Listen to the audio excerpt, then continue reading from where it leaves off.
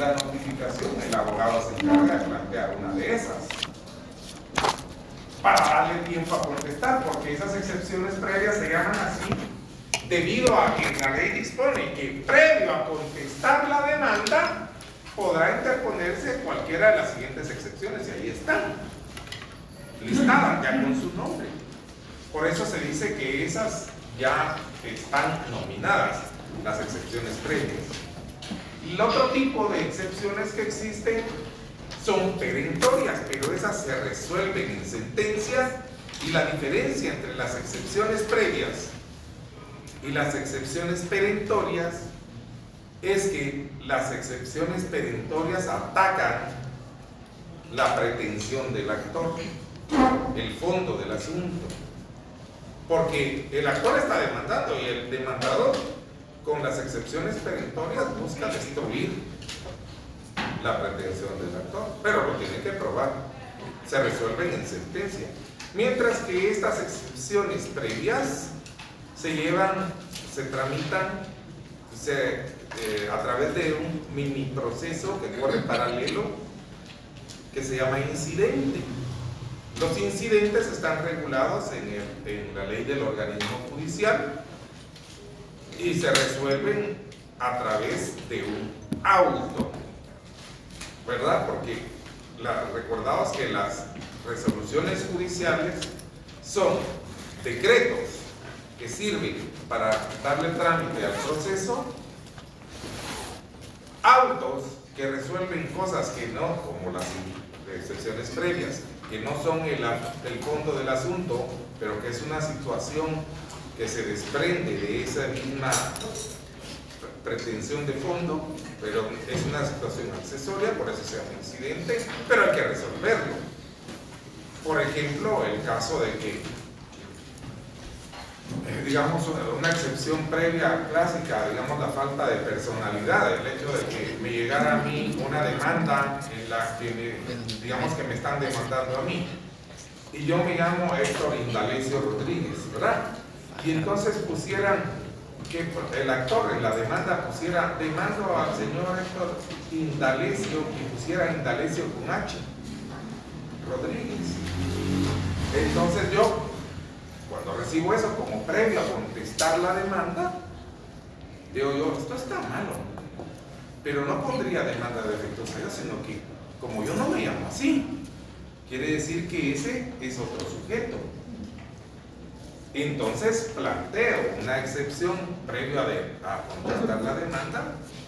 Digo, señor juez tal y tal, previo a contestar la demanda interpongo la excepción previa de falta de personalidad, puesto que mi nombre es Héctor Indalecio Rodríguez, adjunto como se escribe, y en la notificación de la demanda que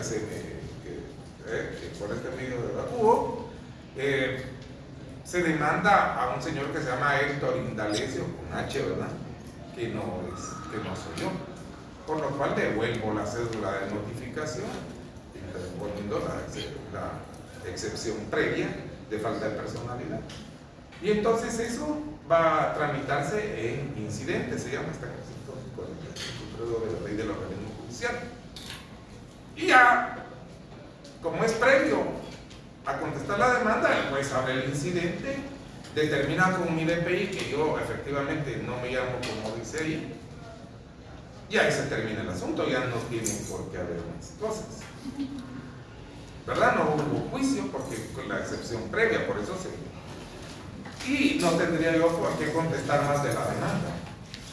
Entonces, claro que eso se llama excepción previa, sirven las excepciones previas para depurar los procesos, para depurar y que se terminen sin más gasto para la administración ni para las partes, por eso ese es depurar, pero ha sido deformado el propósito, puesto que ahora lo que sucede es que las excepciones previas son utilizadas para retardar el proceso, no para depurarlo. ¿Por qué? Porque al interponer una excepción previa, por ejemplo, yo pudiera recibir una demanda, fíjense ustedes en esto. Eso no es ético, pero de todas maneras es la práctica y así lo hace uno para ganar más tiempo. Miren, si a mí me contrata una persona para que la defienda y yo leo, no le encuentro por dónde, porque mientras estudio el caso y hago copio de pruebas y tal, solo tengo unos días para el emplazamiento de contestar. Entonces, ¿qué es lo que hago yo? Podría contar los renglones de la demanda, porque las hojas tienen que tener 25 o 50 renglones para escribir. Es lo que está habilitada cada hoja. El concepto de hoja está en la ley del timbre fiscal y papel especial para protocolos, y dice que el concepto de hoja es la hoja tamaño carta u oficio, la hoja de papel bond, con un uso de 25 o 50 renglones según se utilice una o las dos caras de la hoja. Y para habilitarla hay que poner un timbre forense de un quetzal para cada hoja. Entonces, si alguien utiliza 51 renglones en una hoja, ya no vale. Y yo reviso eso. Por ejemplo, entonces yo pondría, ¿cómo le dieron trámite a eso? Planteo demanda defectuosa. La excepción previa de demanda defectuosa porque no se cumple con la hoja de hoja. Y le tendrían que dar trámite. Y entonces ya, al darle trámite al incidente, solo por esa situación, que hay jurisprudencia que dice que eso no evita la demanda defectuosa, que no sé qué, pero yo de todas maneras la planteo, porque a mí lo que me interesaría, por eso es que es una excepción previa, pero la gente la utiliza para ganar tiempo. Yo sé que me lo van a resolver, y sea cual fuera la decisión planteada por el juez en el auto al decidir si procede o no la demanda defectuosa, ¿qué va a pasar? Ya sucedió, ya pasó un montón de tiempo. Y luego ese auto es apelable. Entonces, es apelable, y si a mí me dice, no, digamos que a mí no me dieron la razón, apelo. Y entonces eso lo van a tener que cursar a una sala de apelaciones y se consume otro montón de tiempo, ¿verdad? Y ahí ya sería la segunda instancia. Fíjate, ese es el uso de las excepciones. Las previas se resuelven a través de ese proceso que está en la ley del organismo judicial, se llama incidentes. Ahí lo buscan abajo. Pero hay excepciones perentorias, esas son las que se resuelven en sentencia, atacan el fondo del asunto. Yo les relacioné, por ejemplo, que fuera una excepción de pago, que alguien está demandando por un adeudo y tal, pero uno tiene el comprobante de pago, la factura, el recibo y todo eso. Entonces, al contestar la demanda, uno contestaría de una vez la demanda en sentido negativo y aportaría como prueba la factura y el recibo de pago, diciendo que esa demanda no procede, puesto que ya hubo pago y se certifica con la factura que se adjunta en el apartado de pruebas, número tal y tal y tal. Y entonces interpongo la excepción perentoria del pago. Y eso se resolvería en sentencia, pero las excepciones perentorias atacan el fondo del asunto, no están nominadas, uno les pone el nombre de acuerdo a lo que se ventile en el juicio. Eso lo habíamos visto, pero hoy me he tomado el tiempo de volverlo a relacionar porque ya aquí me di cuenta de que si les hubiera preguntado a muchos, creo que no me hubieran contestado. Pero esa es la excepción y es importante porque fíjense que como no hay secretos entre la gente que viene a recibir clases y su maestro que les da las indicaciones, ahora los que no vienen pierden por eso. En el examen segundo parcial va a venir un caso en el que van a tener que identificar ustedes a los sujetos procesales y los institutos procesales como estos. Va a venir una situación en la que se les va a pedir que identifiquen qué es lo que hace el actor, qué es lo que hace el demandado, etc. Y porque yo no les voy a poner, va a ser un caso que ustedes van a tener que identificar. Entonces, por eso les he hecho esa aclaración. Volvamos a este punto. Entonces, en esta etapa, apud iudicem se llama así porque es ante el juez apud iudicem. Pero nosotros le vamos a llamar etapa apud iudicem nada más.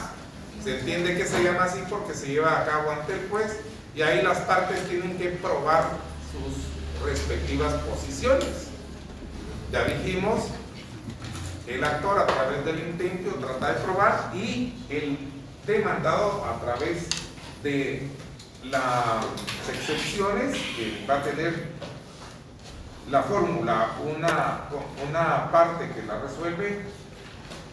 Bueno, de eso se trata. El juez, después de recibir y valorar las pruebas, porque ahora es el juez el que era el jurisprudente, el particular que ha sido nombrado por el magistrado pretor, ahora funciona como juez, el particular, y él va a valorar las pruebas, tanto del actor como del demandado, y va a decidir que se resuelve el asunto. El deber del juez entonces ahí es ese, que el juez, aún siendo un particular, tiene la obligación de juzgar porque se lo ha delegado, lo ha exigido para eso el Estado. Esa práctica sigue existiendo, por ejemplo, en los Estados Unidos en materias que son juzgadas, y ustedes saben muy bien porque en las películas y en las series de televisión de los Estados Unidos ya ves tú que evidencian procesos judiciales en los que la verdad hay un acusado y ahí está el abogado defensor y el fiscal. ¿Han visto eso ustedes? ¿Y quiénes son los que deciden si es culpable o responsable el sindicado? El jurado. Un jurado, pero esos jurados ¿quiénes son?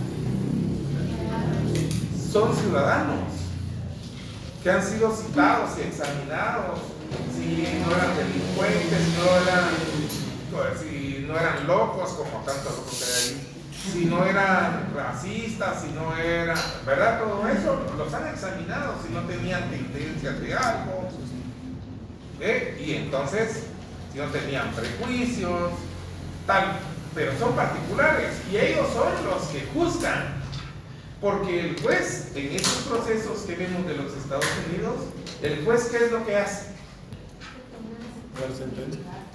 Solo impone la sanción, dicta la sentencia, pero el que encontró culpable es el ciudadano, el que juzgó es el ciudadano.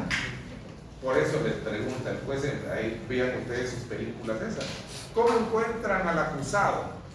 Entonces, por el cargo de no sé tal, de los jurados, encontramos al fulano tal culpable. Bueno, entonces yo tengo también preparada la sentencia, o si no dice, la sentencia se va a dictar en tal fecha, pero la dicta el juez. Bueno, así era ahí también. No obstante que el juez puede excusarse, yo les decía, el magistrado pretor tiene la obligación de nombrar al juez, porque así fíjate que en esta etapa, en este procedimiento formulario, son las partes las que eligieron al juez de una lista que tenía ahí el pretor. ¿En dónde? En su edicto del pretor. Ellos lo eligieron, pero el que los nombró es el juez, ¿verdad? El que nombra es el juez. Lo eligen las partes de un listado. Y si no se ponen de acuerdo, de todas maneras es el juez el que lo nombra, el que delega esa facultad en el particular. Pero él podría excusarse, como dice aquí, por ejemplo, por causa de una guerra, de enfermedad o algo. En la actualidad, la ley del organismo judicial contiene en nuestro derecho, en nuestro sistema jurídico, es la ley del organismo judicial la que tiene todas esas disposiciones atinentes a las facultades del juez, y el juez puede excusarse si encuentra el juez que hay alguna razón por la cual no pueda conocer una cuestión de ética de él, suponete que el juez, en la actualidad, le digo yo, en la ley del organismo judicial, en el sistema nuestro, el juez identificara que la persona, una de las partes, es familiar dentro de los grados de ley, tendría que excusarse porque habría un conflicto ahí por la relación, por la afinidad, se dudaría tal vez de su imparcialidad, entonces tendría que excusar, o si lo conoció en el pasado, o tuvo negocios, entonces o está enfermo también, porque esa causa todavía está en la ley del organismo judicial nuestra. Pero entonces ahí es excusa, porque es el mismo nominado, el elegido, el que identifique por su ética o por su interés propio, dice no puedo conocer. Entonces es excusa. Pero ¿han escuchado ustedes el término recusación? Que las partes dice pueden recusar al juez. En la actualidad también, y muchas veces para retardar los procesos en la práctica procesal en Guatemala son recusados los jueces cuando interesa que eso se ventile, porque la recusación debe conocer una sala, el recurso. Recuso al juez por tal razón, porque vengo a plantear una recusación contra el juez que no puede conocer porque ha tenido negocios en el pasado con la parte demandada, por ejemplo. Licenciado, y así como esta juez que llevaba el caso del conocido de Río Montt, que levantó las manos a favor del pueblo cuando dictó la sentencia. Bueno, ella no levantó las manos a favor del pueblo. Ella levantó, pero eso es diferente porque ahí había juzgado. Ella ya había tramitado, eso es diferente. Eso lo que evidenció fue la falta de imparcialidad de ese proceso, porque esa señora, además de eso, es una cuestión que es una prevaricación, porque en realidad hay una cuestión que se llama apología del delito. Eso es como una apología, victoriarse. Digamos, si yo hago muestras de que aplaudo, que lo trabaron. Mira, eso es apología de delito o algo a una situación así, es sancionable. Y ella que estaba juzgando no podía hacer eso. Además, había sido sorprendida con patrocinio en relaciones, en reuniones, en hoteles, con representantes de ONG de derechos humanos, desayunando y todo eso, en tanto se estaba ventilando el juicio. Entonces, por todo eso fue que yo recuerdo que ese caso fue anulado. Sí. Porque había eso. Pero eso es otra cosa. La recusación se da para que no conozcan, para que sean retirados. Ya después de eso es otra cosa. Ahí lo que habría que presentar contra esa jueza era prevaricación. Porque los jueces pueden cometer delitos. Se llama prevaricar al delito que cometen los jueces cuando resuelven las cosas contrario a lo que está en las leyes dispuesto. Porque se supone que conocen la ley, no pueden fallar en contra de la ley. Eso es lo que ha hecho Telma Pavila y otros también cuando fueron magistrados de la Corte de Constitucionalidad y que ampararon a unos embajadores y otras cosas de Suecia y tal, para que no se fueran, porque ellos no tienen competencia. Porque ellos, los embajadores, entonces, como no están suscritos, no están adscritos a la ley ordinaria guatemalteca, ¿verdad? Se acuerdan, porque los diplomáticos y embajadores, todo eso, ellos no están sujetos al derecho ordinario, a la jurisdicción de los tribunales de Guatemala, sino a una jurisdicción internacional. Entonces no podían ampararlos. Eso fue cuando les dijeron a estos embajadores que tenían que abandonar el país porque los declararon no gratos. Y la ley, el convenio internacional dice que a los embajadores se les puede declarar así, a los representantes diplomáticos se les puede declarar no gratos sin expresión de causa. O sea, solo porque le caigan, no, pues no lo tiene que decir el presidente. Eso sí, lo único es que hay que hacerlo en Consejo de Ministros. Y así sale la resolución, se tiene que ir del país.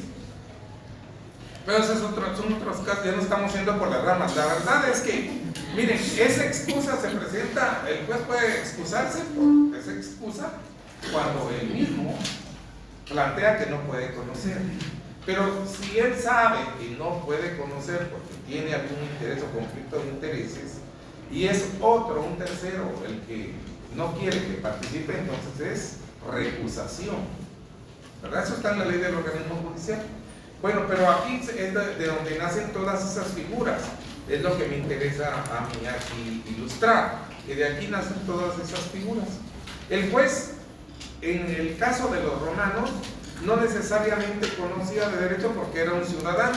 Es lo mismo que les planteaba con los sujetos en el ejemplo de los jurados de los Estados Unidos. Esos sujetos son mecánicos, panaderos, amas de casa, cultoras de belleza, lo que sea, pero son ciudadanos hábiles y que no tienen permisos y tal.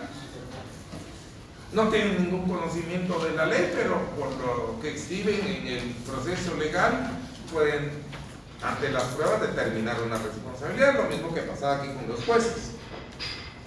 Voy cambiando esto y la oralidad del proceso, dígame.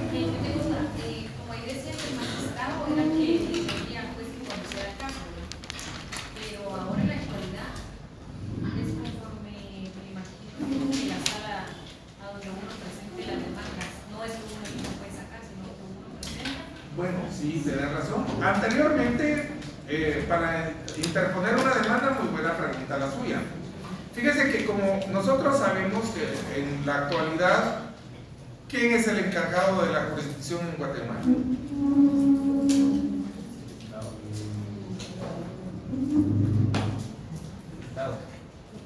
¿Pero quién? El organismo judicial.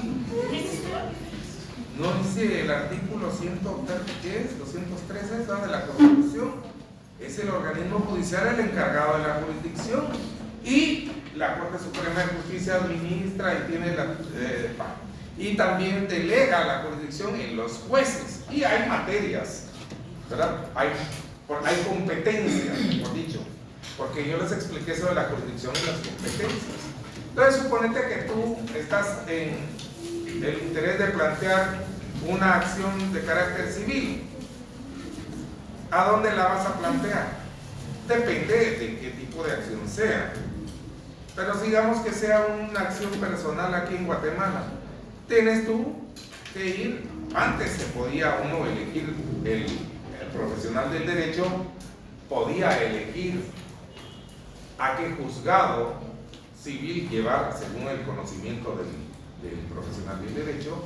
Uno elegía el juzgado ante el cual interponía la demanda, siempre de su respectiva materia. Por ejemplo, civil, que fuera una cuestión de un juicio oral de alimentos, ya sabía que era un juzgado de primera instancia de familia, y si habían 2 o 3, entonces uno iba según a uno le pareciera mejor tal o cual juzgado.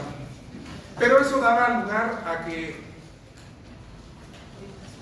hubieran, digámoslo de esa manera, malas interpretaciones, porque habían juzgados que trabajaban más rápido y entonces se saturaban, o alguien tenía predilección por un juez tal, ese juez es bueno, metamos ahí la demanda, se saturaba ese juzgado. Así como pasa aquí con las clases, pasa algo así cuando ponen el nombre de los... Ustedes se han dado cuenta que ponen el nombre de los titulares de los cursos. Y entonces la gente busca, ¿a qué tal será este? ¿Con quién me asigno? Y tal. Entonces antes hubo una práctica hace unos años que ya no ponían los nombres de los que daban las clases porque se saturaban las secciones. Pero, entonces, ¿qué hizo la legislación? Se modificó y pusieron en cada una de las materias centros auxiliares de la administración de justicia. Entonces, en cada materia y en cada delegación del organismo judicial, según la materia, hay un centro de servicios auxiliares de la administración de justicia. Si fuera de lo civil, ahí están en la zona 9 en el departamento de Guatemala. Aquí en el municipio de Guatemala están en la 6ª avenida A y 12 calle de la zona 9, Ahí está en los tribunales de primera instancia, de empate, de Guatemala, entre otros. Entonces ahí tú llegas y no puedes, tú solo pones juzgado pluripersonal de primera instancia civil de Guatemala. Y uno ingresa su demanda y ese centro de servicios auxiliares es un centro de distribución, se encarga aleatoriamente de distribuir, en que el juzgado ya te van a dar a ti, una vez que hagan la recepción de la demanda, te dan a ti una contraseña en donde ya dice el número del proceso y qué juzgado conoció. Y así es en todas las materias. Hay un centro de admisión de demanda, se puede decir, pero son centros auxiliares de la Administración de Justicia. ¿Sí? Hay laboral, hay civil y en todas las materias hay. De penal no sé cómo se llama porque ahí sí no conozco. Ustedes, yo creo que a estas alturas de mi vida, aunque conozco cosas penales, no me atrevería a defender a alguien, tal vez más lo meto. Pero la cuestión es que así es en esto, mira, para servirle. Todas las actuaciones, muy buena pregunta hoy, todas las actuaciones que se hacen ante el juez son morales. Y por eso es que esta etapa se llama apud iudicem, porque es ante el juez. Intervienen los representantes, ya sabes tú que existen cognitor o procurator, y ellos se acuerdan de eso, ¿verdad? Y cada una de las partes por medio de discursos, bueno, ya en la práctica tratar de convencer, ese es el trabajo de los representantes.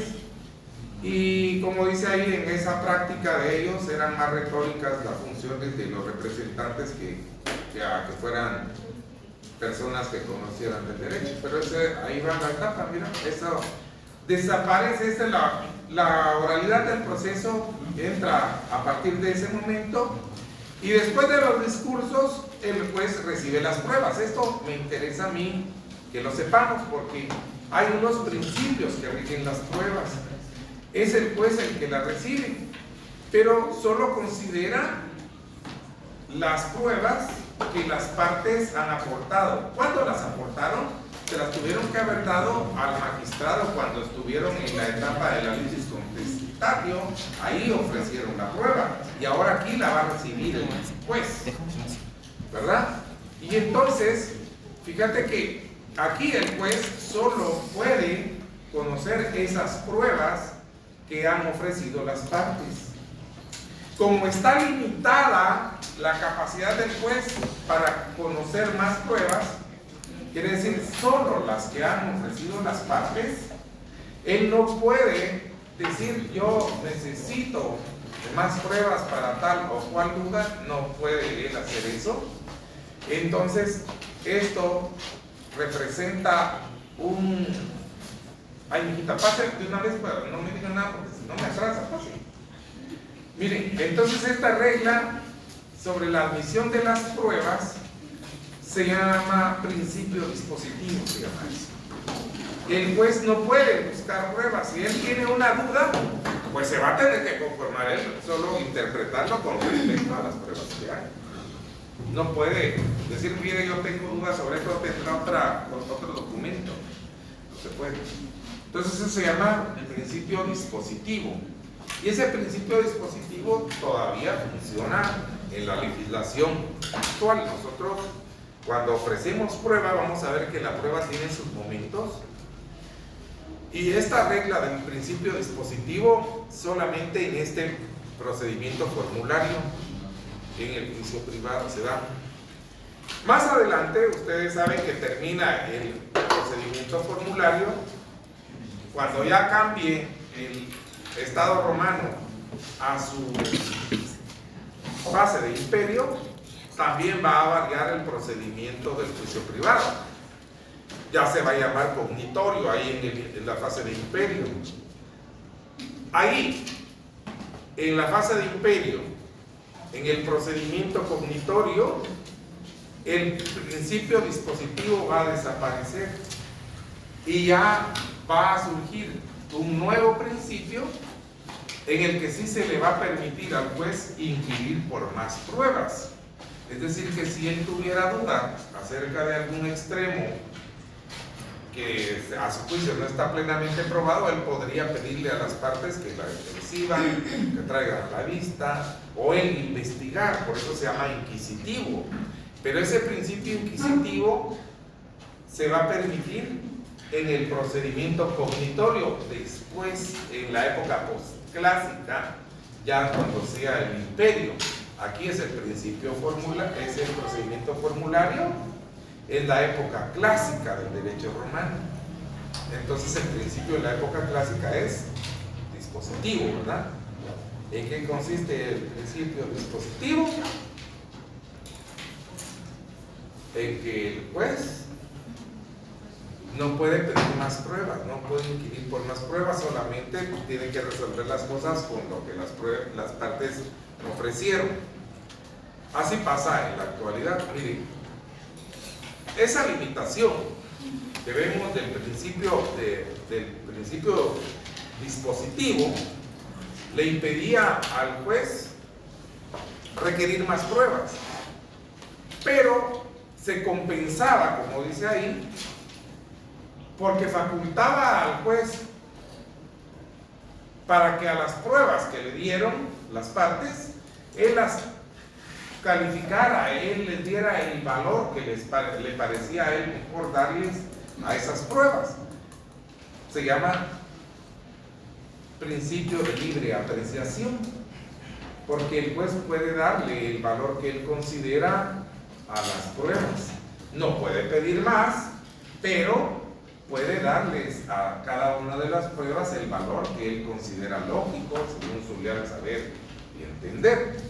En cambio, ya viste que mencionamos el principio que va a regir próximamente cuando cambie al procedimiento cognitorio. Ahí, en cambio, date cuenta tú que la prueba va a ser tasada en el procedimiento cognitorio. Ahí el juez ya no va a poderle dar el valor que quiera o que considere. Se llama prueba tasada porque las pruebas se valoran ya en la ley. La ley les da un valor y el juez ya no puede, aunque él pida más pruebas, pero las pruebas ya tienen un valor estimado en la ley. Por eso se llama prueba tasada. Por ejemplo, esta regla que decía que los testimonios solamente valían cuando habían por lo menos dos testimonios que fueran coincidentes. Entonces ya se tenían como válidos, por lo menos que hubiesen dos. O esta otra regla que en cuanto a la prueba de documentos ya establecía que valía más el documento público que un documento privado. Es decir, que frente a dos documentos, si uno era expedido por una autoridad y el otro era privado, no, pues valía más el público. Ya no podía el juez considerar nada más. Pues esto es la prueba tasada para el procedimiento cognitorio. En cambio, libre apreciación de la prueba se llama en el procedimiento dispositivo. Dígame, ¿no? Licenciado, ¿nos podría dar un ejemplo de documento público y el documento privado? Sí, por ejemplo, un documento público puede ser en la actualidad o del derecho romano. En lo que estamos viendo. Bueno, por ejemplo, pudiera ser un documento público, alguna nota que le hubiera expedido una autoridad, como que te pudiera decir yo frente a un recibo,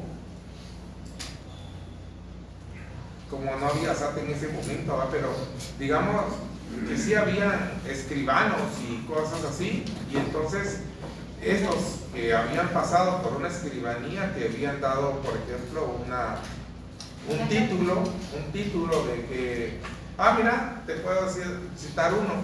Los pretores, por ejemplo, podían darles bienes, que todos los bienes eran del príncipe, o todos eran del derecho, todos eran de Roma, pero los magistrados pretores en sus correspondientes jurisdicciones podían darle una propiedad que se llamaba pretoria a los que habitaran en cualquiera parte del imperio. Esa propiedad pretoria la tenían porque se las había otorgado el pretor. Muy bien, entonces suponete tú que tenía su título expedido por el pretor un sujeto y venía a reclamar otro que tenía una escritura en donde había hecho una transacción con el dueño anterior de ese terreno y ahí la exhibían. Entonces la del pretor sería un documento público, la otra bueno, igual pasa, miren, igual pasa ahora, ¿verdad? Fíjense que la ley establece, la ley civil, nosotros sabemos que el Código Civil establece que todos los negocios jurídicos que sean superiores a 300 quetzales deben constar por escrito. Superiores a 300 quetzales deben constar por escrito. Pero deben constar por escrito. Fíjate cómo no dice que sea en escritura pública, ¿verdad? Es diferente. Deben constar por escrito. O sea que tú podrías hacer un documento si el negocio que estás haciendo con la otra parte supera un valor de 300 quetzales. Lo puedes hacer por escrito, muy bien, como un contrato de arrendamiento, por ejemplo, que supere los 300 quetzales, lo va a superar cualquiera en la actualidad. Lo puedes hacer en un documento privado. El nuevo va a ser cuando haya que reclamar eso, ¿verdad? Porque la gente dice hagámoslo en documento privado con legalización de firmas, para que no haya después que sufrir el viacrucis de que una de las partes, cuando hay un conflicto, diga, esa no es mi firma, y haya que sacarles expertajes de la firma y todo eso. Entonces, sin embargo, el documento privado con legalización de firmas vale para un arrendamiento, a menos que el arrendamiento sea por 3 años o más, porque entonces se convertiría en un arrendamiento forzoso. Cuando ahora son de 3 años, hay que inscribirlo en el registro de la propiedad. Y ahí viene la explicación, porque fíjate que la ley que establece que todos los negocios jurídicos superiores a 300 quetzales deben constar en escritura pública. Por escrito, por escrito. ¿Y cuándo hacen escritura pública? ¿Cuándo obliga la ley a que sea en escritura pública? Cuando esos negocios deben inscribirse en un registro. Cuando deben ser objeto de registro los documentos, como por ejemplo en el arrendamiento forzoso, es decir, un arrendamiento que va de más de 3 años, entonces ahí debe constar en escritura pública. Una compraventa de un bien inmueble, como es un bien registrado, tiene que inscribirse en el registro de la propiedad, debe constar en escritura pública. Ese es un principio que establece la ley, es cuando deben ser objeto de algún registro, entonces se deben expedir en escritura pública. Por ejemplo, un crédito, un mutuo con garantía hipotecaria, ¿en qué lo harías tú? A puro huevo tienes que hacerlo en escritura pública.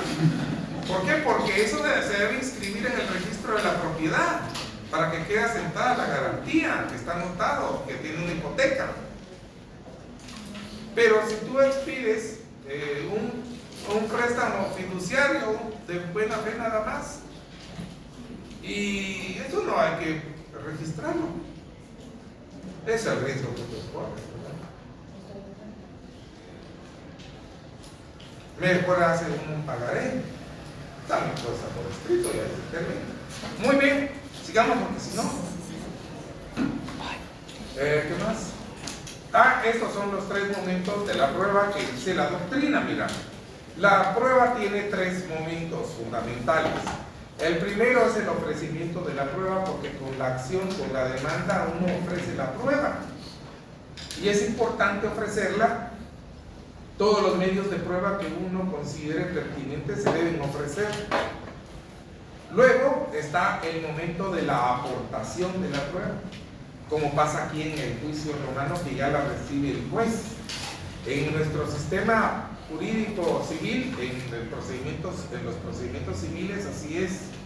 Hay un momento de ofrecimiento, se ofrece con la demanda los medios de prueba y los tienes que listar. Ofrezco probar los hechos relatados o vertidos en la exposición de agravios con los siguientes medios de prueba A, B, C, y tú los tienes que listar con mucho cuidado de incluir todos los que consideres que puedes traer.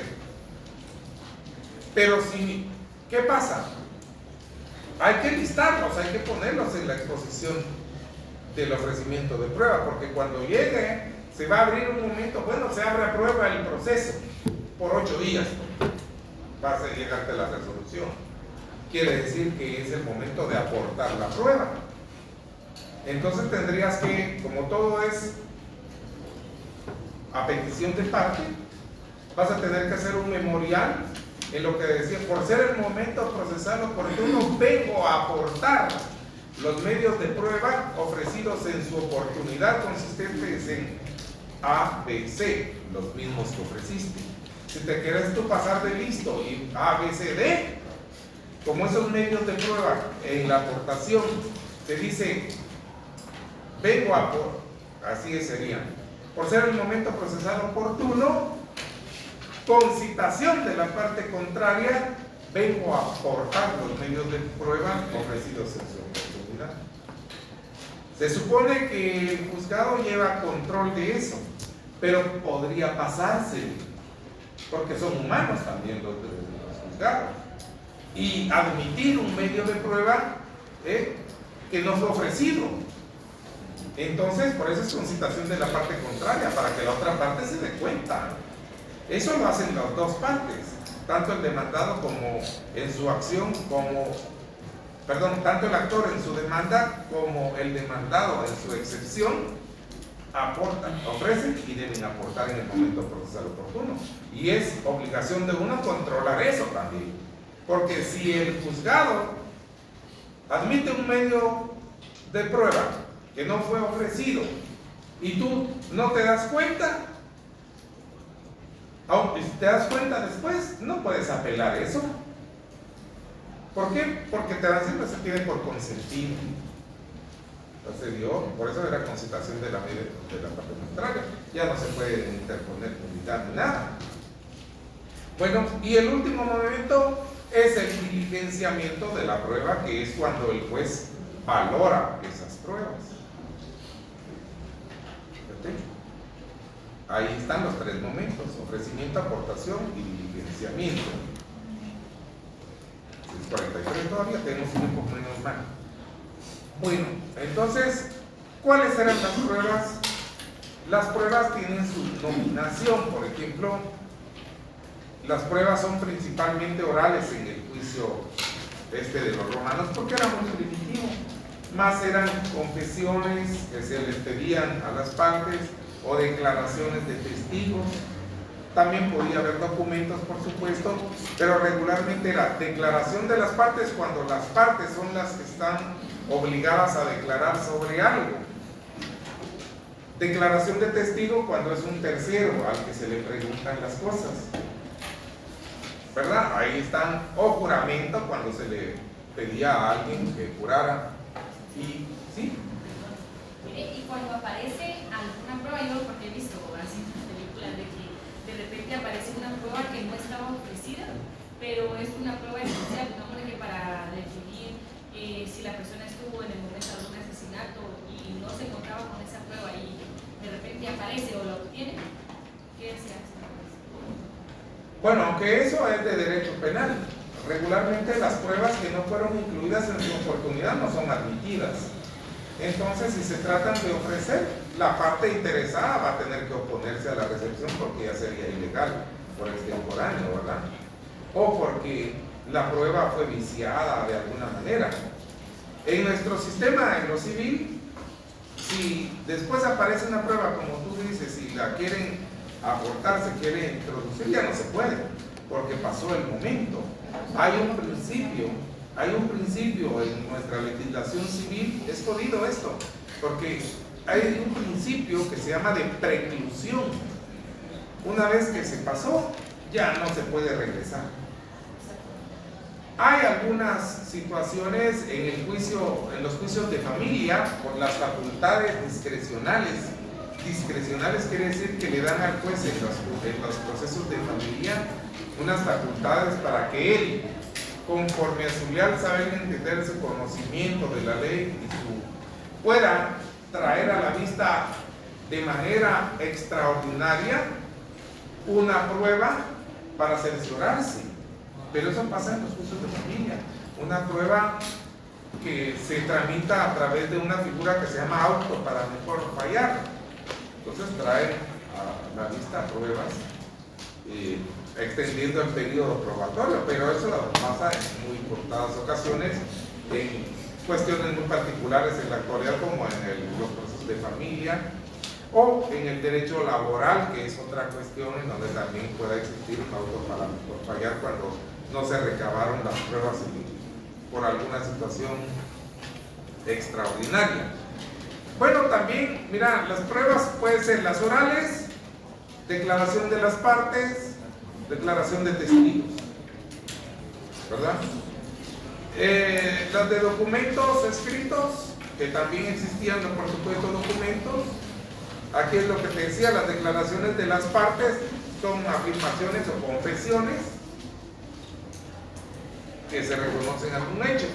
Ahí veíamos nosotros esta situación porque nos parece tan inocente que veas tú ahí que diga las declaraciones pueden ser simples afirmaciones o confesiones, es decir, reconocimiento de algún hecho alegado por la otra parte o bien bajo juramento, o sea, afirmaciones o negaciones, que se le pone a Dios Júpiter como testigo de la veracidad de las mismas. Y efectivamente así una de las dos, cualquiera de las partes invitaba a jurar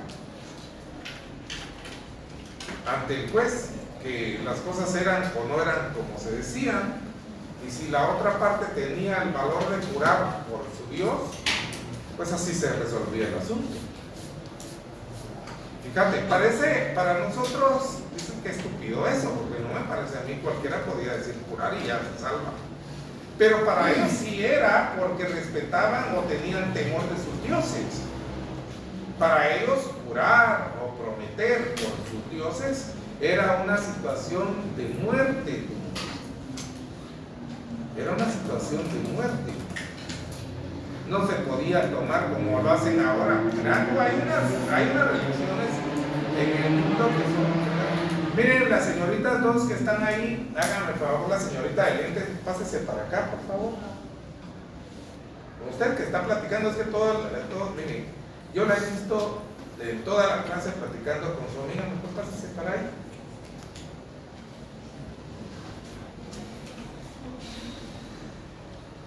¿Te vas a pasar? No tú, ¿te vas a pasar? No tú, por supuesto. Es la única que has platicado ahí. Miren, aquí no se viene a platicar.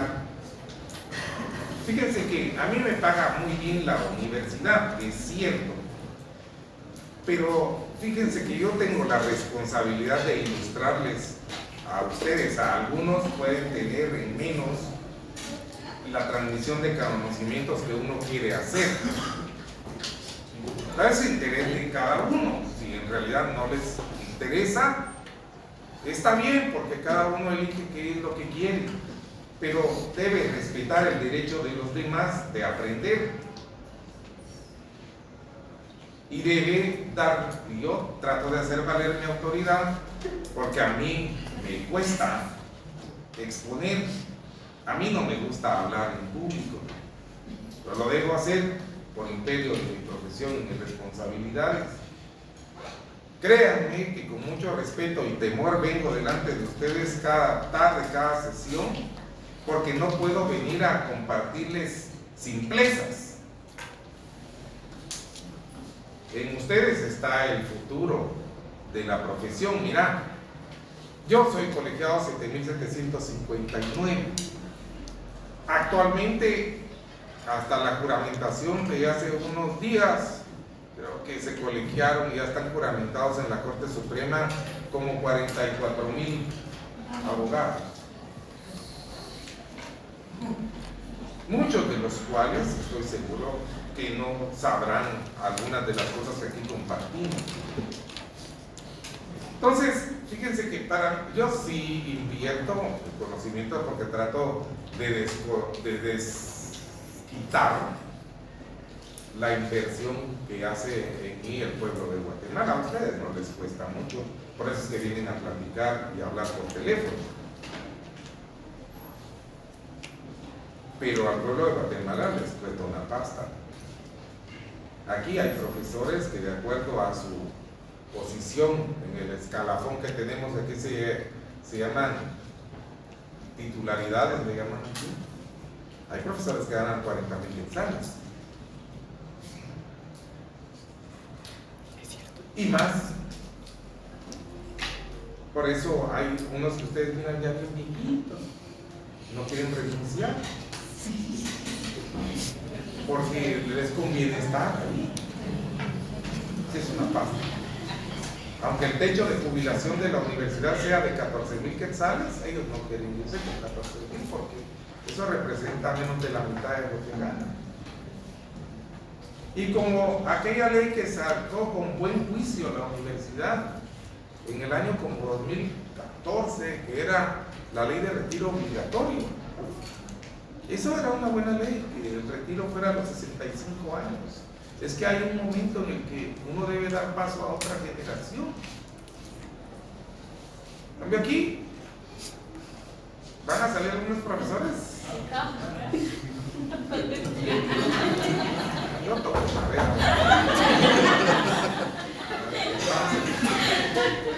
Pero la cuestión es que sí, miren, se invierte un dinero que si aquí fuera pagado, no podrían ustedes tener acceso a la educación superior. Créanme, no podrían. Aquí pueden venir a recibir sus clases y hacer lo que sean porque pagan 7 quetzales al mes.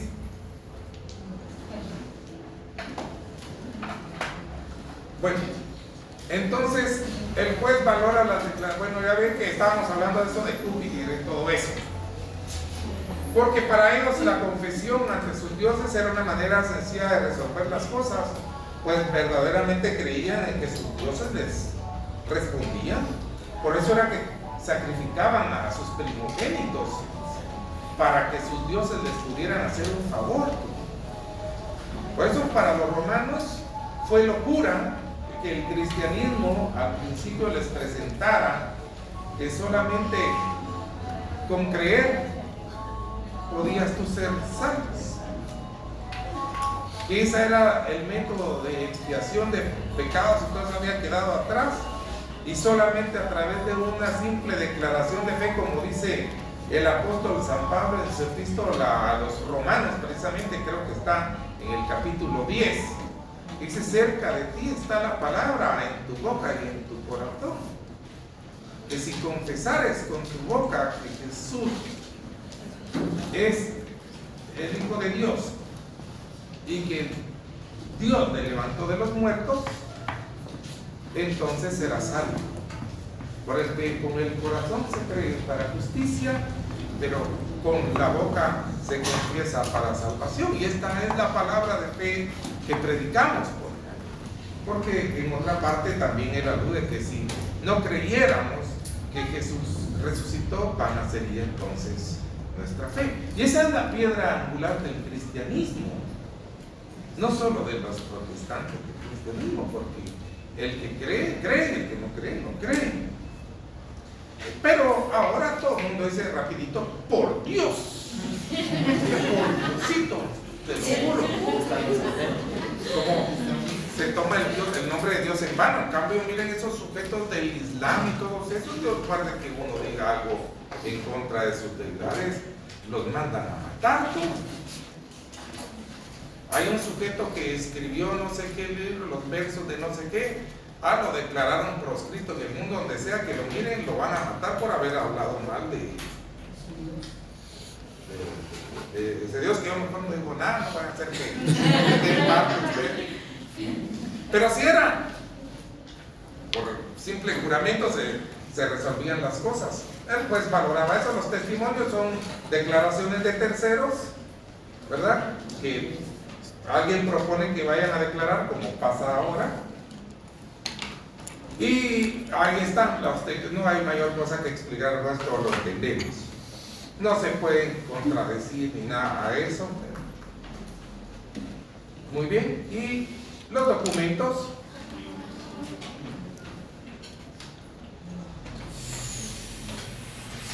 Ahí dice que los documentos tienen al principio, en la época clásica, poco uso, pero van adquiriendo importancia paulatinamente. Porque antes se redactaba así en tablillas, pero vas a darte cuenta tú que en la época postclásica, cuando ya estemos durante el periodo de la cognitorio, en la época del derecho postclásico, en el procedimiento cognitorio, la oralidad del proceso va a desaparecer y entonces todo se va a volver escriturado. Y como esa es la razón por la cual nuestro derecho civil es escriturado básicamente, porque viene de ahí. Esa es la razón. Muy bien, vamos a pasar los documentos. Eso no tiene mayor importancia porque más lo que me interesa es identificar las pruebas, pero si quieren les toman foto. Miren lo que pasó esta última, vamos a ver qué es esto que toca. ¿Pudieron tomar esa, no? Sí.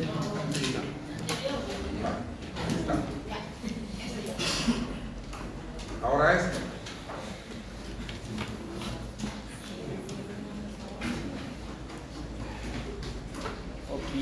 Fíjense que nosotros tenemos clase la próxima semana de 4. Entonces voy a aprovechar la herramienta esa del Classroom para pasarles un formulario, así como era, porque hay formularios, ¿verdad? Y no darles así, porque así se me hace. ¿Qué es eso? Así se me hace un lío. Aquí ¿qué ejercicio fue el que dejamos? El de Rómulo, ¿verdad? Miren, ahorita se los voy a pedir. ¿Saben qué? De atrás para adelante pásenselo y me lo traigan y me lo incluyeron.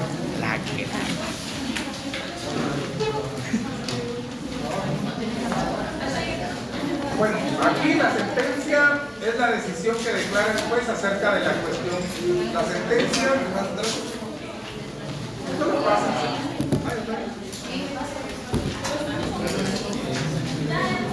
Vean, otra cuestión que les quería decir es acerca de, en la última clase hablamos acerca de las palabras de la fórmula, ¿verdad? ¿Se acuerdan que hablamos del intento y todo eso? Bueno, pues entonces, muchas gracias.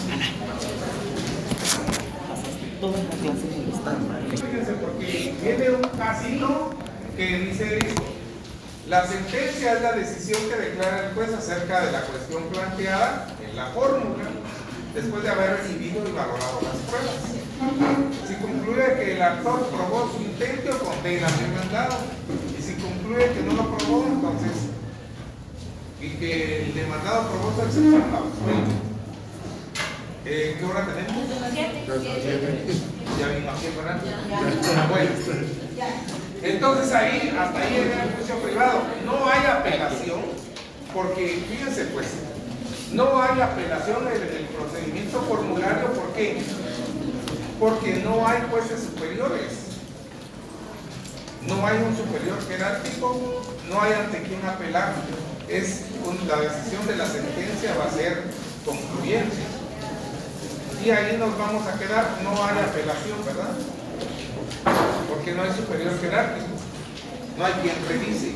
En el procedimiento cognitorio, cuando sea la próxima etapa, entonces ahí sí va a haber.